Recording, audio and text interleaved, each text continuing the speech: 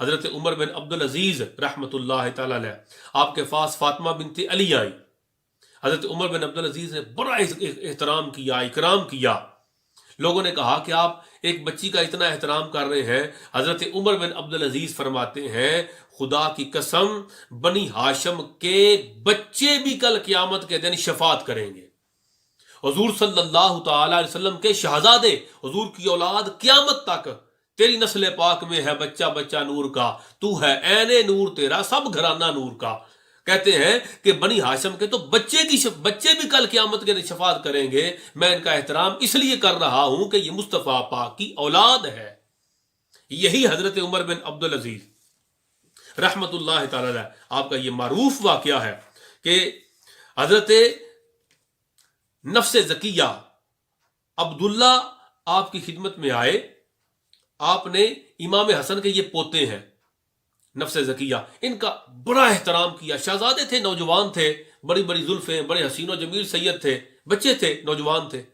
جب آپ کے دربار میں آئے تو حضرت عمر بن عبد العزیز نے بڑا احترام کیا، جو حکم کیا پورا کر دیا.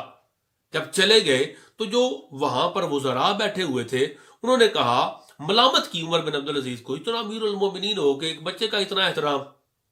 جملہ سنیں حضرت عمر بن عبد العزیز وہ کہتے ہیں تم اس بچے کو دیکھ رہے ہو، خدا کی قسم مجھ تک حضور صلی اللہ تعالی علیہ وسلم کا یہ فرمان پہنچا ہے. میرے آقا علیہ الصلوۃ والسلام نے فرمایا فاطمہ میرے جگر کا ٹکڑا ہے، جو فاطمہ کو خوش کرے گا وہ مجھے خوش کرے گا. کہا یہ جو کچھ میں نے کیا ہے یہ فاطمہ کی خوشنودی کے لیے کیا ہے.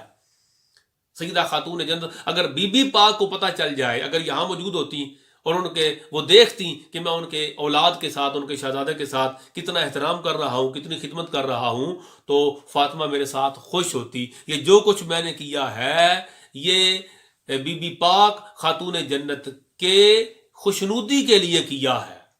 سید کا جو احترام ہے وہ محمد و آل محمد کا جو احترام ہے وہ حضور کے لیے، حضور کی خوشنودی کے لیے، علی پاک کی خوشنودی کے لیے اور فاطمہ تو زہرا کو خوش کرنے کے لیے کیا جائے گا.